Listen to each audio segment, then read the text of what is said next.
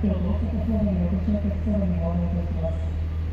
一番乗りが大阪の方に来たは13区5級9分発です。東駅始発の新快速響き行きです。それで一番乗りが到着しますに来たは13区5級9分発です。東駅始発の新快速響き行きです。安尾出ますと森山、草津、南草津、石山、大津、長島、京都、高槻、新大阪、大阪の